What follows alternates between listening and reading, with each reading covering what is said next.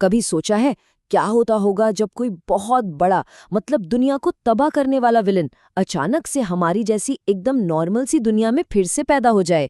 आज ना हम एक बहुत ही मजेदार नारुतो पैरोडी में गोता लगाने वाले हैं, जहां एक लेजेंडरी शिनोबी की सबसे बड़ी जंग अब रोज की छोटी मोटी परेशानियां बन गई हैं। और इस पैरोडी का सारा मजा ना यहीं से शुरू होता है। देखिए, एक तरफ है वो लेजेंडरी शिनोबी मदारा उचिहा, और दूसरी तरफ उसे इंजीनियरिंग के एग्जाम के लिए रट्टे मारने पड़ रहे हैं। जरा सोचिए इस सिचुएशन के बारे में। एक इतना पावरफुल किरदार और उस पर इंडियन पढ़ाई का प्रेशर। कितना मजेदार और अजीब कॉन्सेप्ट है ये। तो कहानी का पहला हिस्सा है मदारा उचिहा का पुनर्जन्म। कल्पना करके देखिए, चौथे महान निंजा युद्ध के खतरनाक मैदान से सीधा एक भारतीय परिवार में एक बच्चे के रूप में जन्म। उसके लिए ये किसी शौक से कम नहीं रहा होगा, है ना? और देखिए, मदारा के नए मम्मी पापा को उसकी शक्तियों से कोई मतलब ही नहीं है। उनकी तो बस एक ही रट है, अरे सुनिए, हम इसे डॉक्टर या इंजीनियर ही बनाएंगे। बस यहीं से उम्मीदों का टकराव शुरू होता है और असली कॉमेडी भी।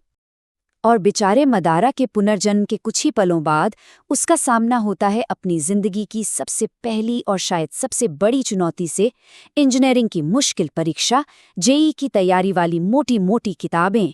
और पता है मदारा खुद क्या कहता है? वो इस नतीजे पर पहुंचता है कि भाई हाशिरामा से लड़ना तो फिर भी आसान था, लेकिन ये सीबीएसई वालों से लड़ना इम्पॉसिबल है। मतलब सोचिए, ये अकादमिक प्रेशर पर इतना मजेदार तंज है कि उसकी महान लड़ाइयां भी इसके सामने छोटी लगने लगती हैं। तो आप देखते हैं कि कैसे मदारा की वो खतरनाक पर्सनैलिटी स्कूल की रोजमर्रा की जिंदगी से टकराती है और उससे एक के बाद एक मजेदार गलतफहमियां पैदा होती हैं। अब एक सवाल, एक ऐसा महान निंजा जिसने खुद इतिहास बनाया हो, वो भला इतिहास के सवाल का जवाब कैसे देगा? क्या लगता है? तो जवाब ये है, जब टीचर पूछती हैं बच्चों 1947 में क्या हुआ था, तो मदारा का जवाब होता है मेरे और हाशिरामा की लड़ाई। मतलब उसके लिए तो दुनिया का इतिहास बाद में आता है, पहले उसका अपना इतिहास है।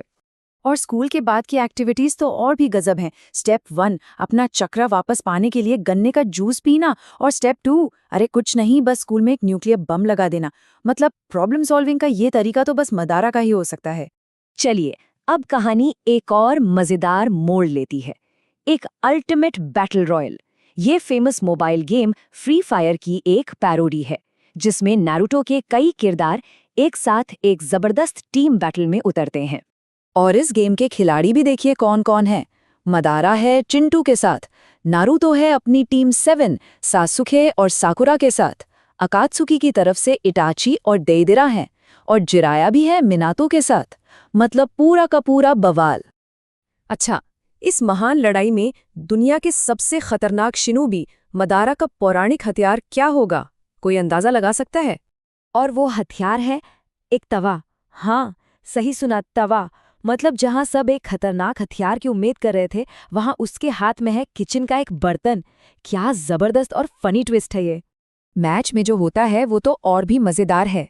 जैसे ही सासुके बाहर होता है, इटाची गेम ही छोड़ देता है। देइडेरा एक सुसाइड बॉम्बर बन जाता है। बेचारा मिनातो जोन से ही बाहर हो जाता है। और जीतता कौन है? एक ऐसा खिलाड़ी जो पूरे मैच में था ही नहीं। ये ऑनलाइन गेमिंग की दुनिया पर एकदम सटीक और मजेदार सटायर है। अब पैरोडी एक अलग ही दिशा में मुड़ती है। सोचिए जरा, अगर शिनोबी की दुनिया में न्यूज चैनल और टॉक शो होते तो क्या होता?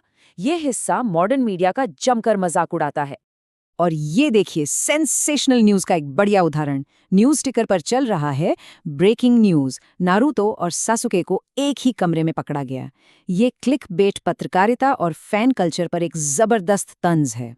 मजा यहीं खत्म नहीं होता। एक और फेमस एनिमे जुजुत्सु काइसेन की एक बहुत ही प्रसिद्ध लड़ाई को पता है कैसे दिखाया गया है? एक मसालेदार गोलगप्पे खाने की प्रतियोगिता के तौर पर, गोजो बनाम सुकुना, लेकिन एक स्ट्रीट फूड चैलेंज में। और अब हम आते हैं इस कहानी के आखिरी हिस्से पर, होकागे पद के लिए एक जॉब इंटरव्यू। ये नारुतो यूनिवर्स में सबसे पावरफुल पोस्ट के लिए एक कॉर्पोरेट स्टाइल इंटरव्यू की पैरोडी है। और नौकरी की उम्मीदवार तो एक से बढ़कर एक हैं। सुनादे, जो 60 की होकर भी खुद को 20 का बताती हैं। जिराया, जो 106 किताबों पर अपनी रिसर्च के लिए ये नौकरी चाहते हैं। इटाची, जिसे बस सासुके के लिए होकागे बनना है। और मदारा, जिसका टैलेंट है कि वो एक साथ 2 धाराओं में पेशाब कर सकता है। तो फिर होकागे बनता कौन है? इसका फैसला होता है ओरिजिनल सीरीज की एक बहुत ही अजीब और मजाकिया तकनीक से, 1000 Years of Death। ये एक ऐसा हमला है जिससे मदारा और इटाची जैसे महान शिनोबी भी कांप उठते हैं, और ककाशी इसी को अपनी सबसे बड़ी क्वालिफिकेशन बताकर इंटरव्यू में इस्तेमाल करता है। और इस सबके आखिर में सिस्टम और करप्शन पर एक आखिरी मजेदार कटाक्ष भी है।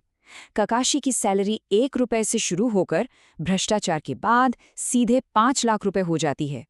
तो अंत में फिर से वही सवाल, जब महान कहानियां हमारी रोजमर्रा की जिंदगी से मिलती हैं तो क्या होता है?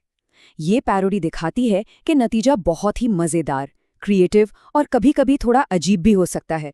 ये फैन कल्चर की रचनात्मक शक्ति का एक शानदार उदाहरण है, और हमें ये सोचने पर मजबूर करता है कि हमारे पसंदीदा किरदार हमारी दुनिया में आकर आखिर कैसे जिएंगे।